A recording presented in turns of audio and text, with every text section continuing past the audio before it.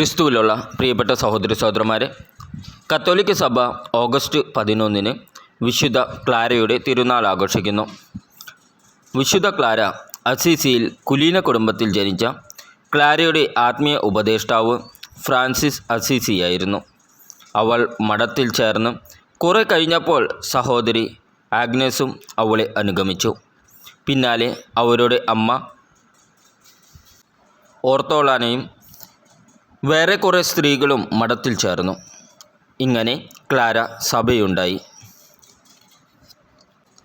ലേഖനം വിശുദ്ധ യാക്കോബ് എഴുതിയ ലേഖനം 2-ാം അധ്യായം 21 മുതൽ 26 വരെയുള്ള വാക്യങ്ങൾ. നമ്മുടെ പിതാവായ അബ്രാഹാം നീതീകരിക്കപ്പെട്ടത് തൻ്റെ പുത്രനായ ഇസഹാക്കിനെ യാഗപീഠത്തിന്മേൽ ബലിയർപ്പിച്ചതു വഴിയല്ലേ. അവൻ്റെ വിശ്വാസം അവൻ്റെ പ്രവർത്തികളെ സഹായിച്ചുവെന്നും വിശ്വാസം പ്രവർത്തികളാൽ പൂർണ്ണമാക്കപ്പെട്ടുവെന്നും നിങ്ങൾ അറിയുന്നുവല്ലോ. അബ്രാഹാം ദൈവത്തിൽ വിശ്വസിച്ചു, അത് അവന് നീതിയായി പരിഗണിക്കപ്പെട്ടു എന്ന തിരുവെഴുത്ത് നിറവേറി. അവൻ ദൈവത്തിൻ്റെ സ്നേഹിതൻ എന്ന് വിളിക്കപ്പെടുകയും ചെയ്തു. മനുഷ്യൻ വിശ്വാസം കൊണ്ട് മാത്രമല്ല പ്രവർത്തികളാലുമാണ് നീതീകരിക്കപ്പെടുന്നതെന്ന് നിങ്ങൾ അറിയുന്നു. റാഹാബ് എന്ന വേശ്യ ദൗത്യവാഹകരെ സ്വീകരിക്കുകയും അവരെ മറ്റൊരു വഴിക്ക് പുറത്തയക്കുകയും ചെയ്ത പ്രവർത്തികൾ മൂലമല്ലേ നീതീകരിക്കപ്പെട്ടത്. ആത്മാവില്ലാത്ത ശരീരം മൃതമായിരിക്കുന്നത് പോലെ പ്രവൃത്തി കൂടാതെയുള്ള വിശ്വാസവും മൃതമാണ്. നമ്മുടെ കർത്താവായ ഈശോ മിശിഹായ്ക്ക് സ്തുതി. ഇന്നത്തെ ദൈവവചനം വിശുദ്ധ മത്തായി എഴുതിയ സുവിശേഷം 23-ാം അധ്യായം 34 മുതൽ 39 വരെയുള്ള വാക്യങ്ങൾ. അതുകൊണ്ട് ഇതാ പ്രവാചകന്മാരെയും ജ്ഞാനികളെയും നിയമജ്ഞരെയും ഞാൻ നിങ്ങളുടെ അടുക്കലേക്ക് അയക്കുന്നു. അവരിൽ ചിലരെ നിങ്ങൾ വധിക്കുകയും ക്രൂശിക്കുകയും ചെയ്യും.